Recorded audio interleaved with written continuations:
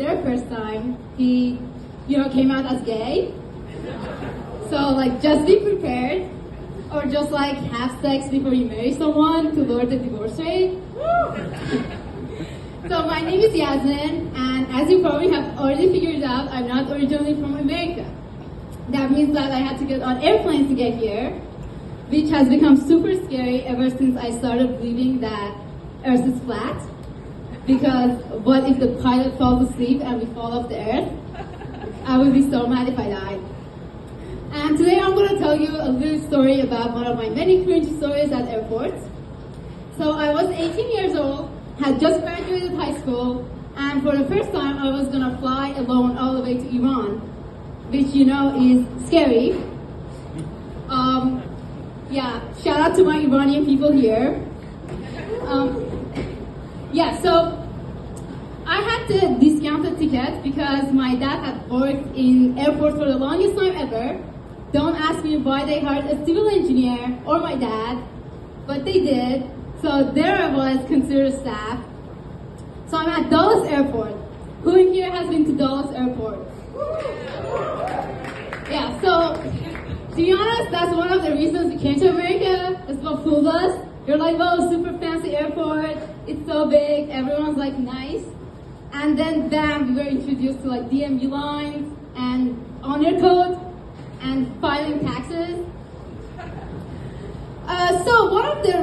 Apparently, if you're considered a staff, you gotta follow some rules. And one of them was that you gotta be in formal clothing.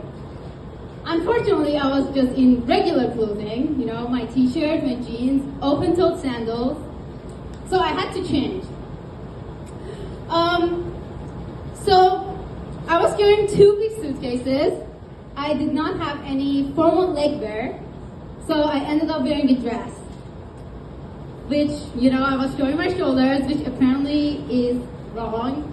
Like how in middle school or high school, there are these rules that you gotta cover your shoulders, and if you're not, or a girl, you're gonna be taken to the principal's office. Like, that's the hottest thing a girl could do.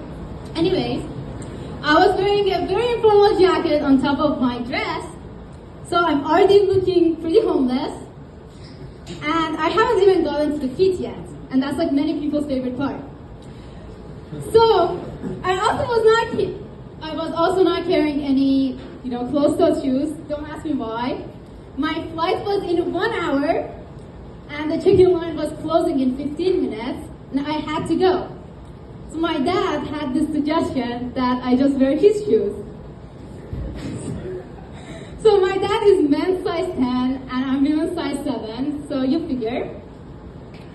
I had no other option because I wanted to go. So I'm wearing my dad's shoes, walking like a penguin, trying to make sure the shoes don't fall off. And I was not wearing it appropriately. It's very important to wear things very appropriately. That's how I was born.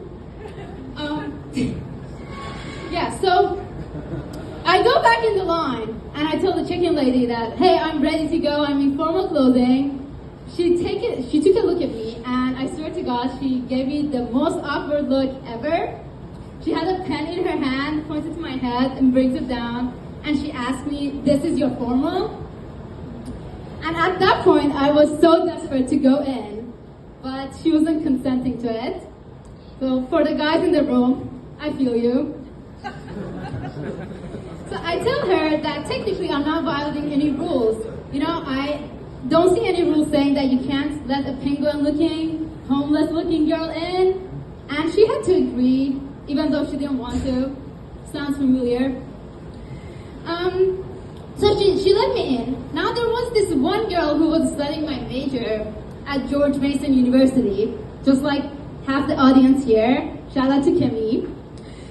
And, I started talking to her because I thought it was interesting. I could see that she had some fear in her eyes, but she had to be nice, I guess.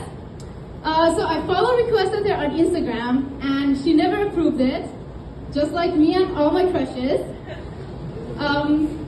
So I knew something was wrong, so I went to the bathroom and changed right away. I wish we could solve homelessness like that, or like my relationship with my crushes.